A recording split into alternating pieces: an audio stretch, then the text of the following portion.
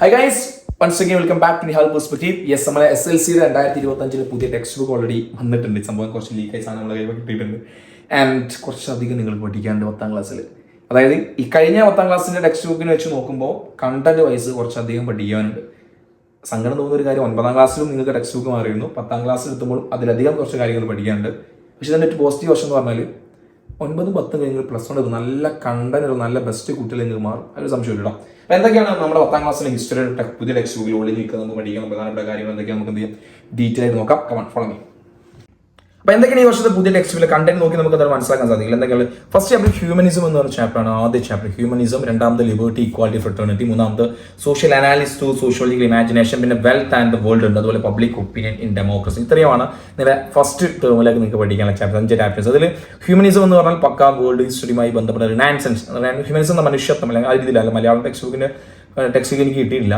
Humanism എനിക്ക് മനുഷ്യത്വം എന്നായിരിക്കും അതിന്റെ ആ പേര്. അതായത് ശരിക്കും റിനാൻസൻസ് യൂറോപ്പിൽ യൂറോപ്പിന്റെ പരിവർത്തനം, യൂറോപ്പിൽ സംഭവിച്ച റിനാൻസൻസ് നവോത്ഥാനമൊക്കെ നമുക്ക് ആ ചാപ്റ്ററിൽ പഠിക്കാനുള്ളത്. Liberty, equality, fraternity normally French revolution, French വിപ്ലവമായുള്ള ചാപ്റ്റേഴ്സ് ആണ്. Social analysis to sociology imagination എന്ന് പറഞ്ഞാൽ +1 സോഷ്യോളജിയിൽ പഠിക്കാനുള്ള കണ്ടന്റ് ആ ചാപ്റ്റർ നേരെ ഇവിടെ കിട്ടാണ്. വെൽത്ത് ആൻഡ് വേൾഡ് ഉണ്ട്, പബ്ലിക് ഒപ്പീനിയൻ, ഡെമോക്രസി, പൊളിറ്റിക്സുമായി ബന്ധപ്പെട്ട ചാപ്റ്ററാണ്. Wealth and world I think so എക്കണോമിക്സുമായി ബന്ധപ്പെട്ട ചാപ്റ്റർ ആയിരിക്കാനാണ് സാധ്യത. ഓക്കെ, നമുക്ക് ആദ്യത്തെ ഫസ്റ്റ് ചാപ്റ്റർ നോക്കാം, ഹ്യൂമാനിസം. നിങ്ങൾ ഇതിൽ പ്യൂർലി നമുക്ക് കണ്ടാൽ തന്നെ മനസ്സിലാക്കാൻ സാധിക്കും ഗ്രീക്ക് റോമൻ സിവിലൈസേഷൻ ത്രൂ സംഭവിച്ച റിനൻസ് നവോത്ഥാനവുമായി ബന്ധപ്പെട്ട അല്ലെ. നമുക്ക് ഇറ്റലിയിലാണ് നവോത്ഥാനം നമ്മൾ ആരംഭിച്ചത്. അപ്പോൾ ആ ഒരു വേൾഡ് ഹിസ്റ്ററിയാണ് ഈ ചാപ്റ്റർ നമുക്ക് പഠിക്കാനുള്ളത്. ഇതിൽ പിന്നെ കുരിശുയുദ്ധങ്ങളെ പറ്റി പഠിക്കാനുണ്ട്. പിന്നെ human beings at the centre, പിന്നെ റിനാൻസൻസ് ആർട്ട്, പെയിന്റിങ്സിലൂടെ വന്ന നവോത്ഥാനത്തെ പറ്റി പഠിക്കുവാനുണ്ട്.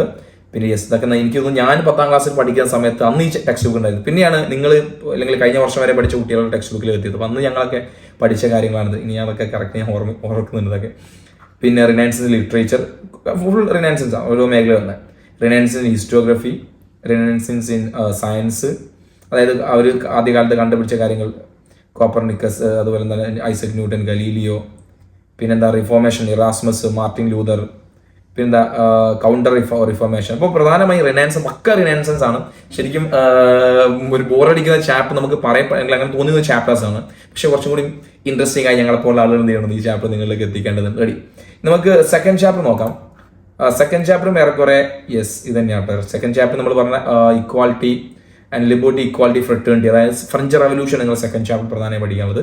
അത് പണ്ട് നമ്മുടെ കഴിഞ്ഞ ടെക്സ്റ്റ് ബുക്കിൽ നിങ്ങളുടെ ഫസ്റ്റ് ചാപ്റ്ററിന്റെ ജസ്റ്റ് ഒരു പോർഷൻ മാത്രമായിട്ടാണ് ഫ്രഞ്ച് റവല്യൂഷൻ പഠിക്കാണ്ടായിരുന്നാൽ ഈ ടെക്സ്റ്റ് മൊത്തം ഫ്രഞ്ച് റവല്യൂഷൻ പറ്റി ഡീറ്റെയിൽ ആയിട്ട് നമുക്ക് പഠിപ്പിക്കും.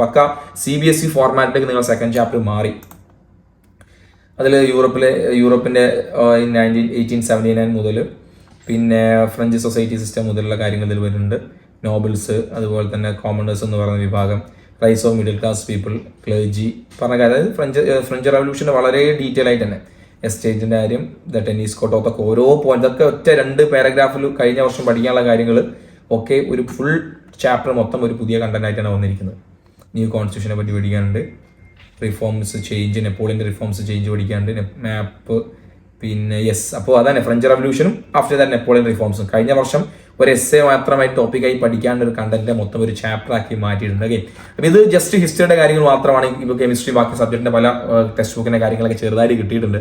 സോ ബേസിക്കലി നിങ്ങൾ മനസ്സിലാക്കേണ്ട ഏറ്റവും പ്രധാനപ്പെട്ട കാര്യം പഠിക്കാനുള്ള കണ്ടന്റ് കൂടുന്നുണ്ട്. നമ്മൾ തുടക്കം മുതലേ പഠിച്ചു തുടങ്ങി കഴിഞ്ഞാൽ വലിയ സംഭവമൊന്നുമില്ല. അവസാന സമയത്ത് നമുക്ക് മാറ്റിവെക്കാൻ, കാരണം മുൻ വർഷത്തെ PYQസോ കാര്യങ്ങളൊന്നും ഇല്ല. അപ്പോൾ ടീച്ചേഴ്സ് ഇനി ക്ലാസ് എടുക്കുന്ന സന്ദർഭത്തിലൊക്കെ നിങ്ങൾ എന്ത് ചെയ്യണം, ആ ഒരു തുടക്കം മുതൽ നമ്മൾ പഠിച്ചു വന്നു കഴിഞ്ഞാൽ നമുക്ക് എളുപ്പത്തിൽ മറ്റു നമ്മൾ വളരെ ഈസി ആയിട്ട് പല ക്വസ്റ്റ്യൻസും കാര്യങ്ങളൊക്കെ നമ്മൾ പ്രെഡിക്റ്റ് ചെയ്യുന്ന മുൻ വർഷങ്ങളെ ക്വസ്റ്റ്യങ്ങൾ വെച്ച് മുൻ വർഷത്തെ സിലബസ് വെച്ചിട്ടൊക്കെ നമുക്കറിയാം ഇവിടുന്ന് ഇങ്ങനെയാണ് ചോദ്യങ്ങൾ ചോദിച്ചത്. പക്ഷേ ഈ വർഷം മുതൽ പുതിയ സാധനങ്ങളാണ്. നന്നായി പഠിക്കാം.